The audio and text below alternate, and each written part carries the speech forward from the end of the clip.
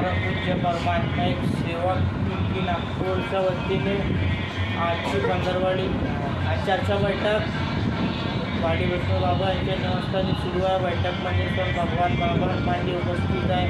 बाबांना माझा प्रणाम।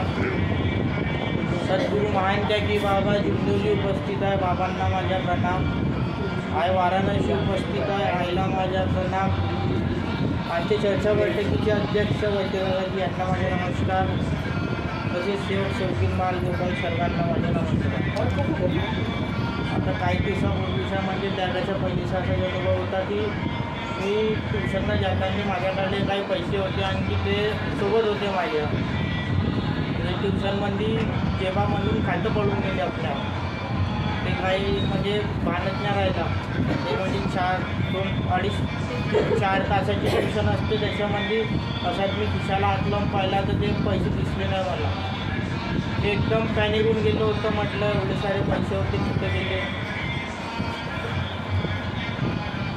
तरी कम से कम तर असतील 5,000 ते 7,000 रुपये असे खिशामध्ये होते। ते एकदम खिशाला हात लावला तर पैसेच नाही दिसले।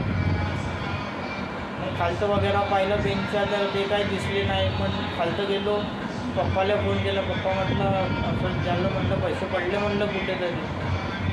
पप्पा म्हणते तिथेच असेल म्हणते कुठंतरी पाय म्हणते। पण मी पूर्ण चेक केलं होतं काहीच नव्हतं। तेव्हा मी मग वॉशरूममध्ये गेलो। तिथून मग 2-3 मित्र भेटले। क्या हुआ बोलते मला ऐसी बात हो गई पैसे गुम गए बोला। आपण देखेंगे बोलते चलो बोलते। कॅमेरा चेक केला तिथं पण काहीच नाही दिसलं।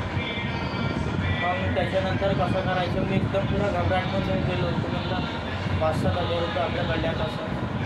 मग आणखी वरती गेलो म्हणजे सीडी चढताना जसा हात जोडून सन्यानी भगवंताला विनंती केली। म्हटलं बाबा माझे पैसे आहे म्हटलं बाबा हे कामाचे आहे मला मिळाले पाहिजे म्हटलं।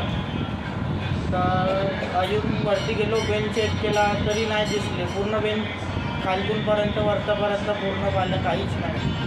आणखी खालतं गेलो कॅमेरा चेक केला डबल काहीच नाही मिळालं। आणखी वरती येता अजून एक वेळा भगवंताला म्हटलं बाबा हे माझे पैसे मिळाले पाहिजे।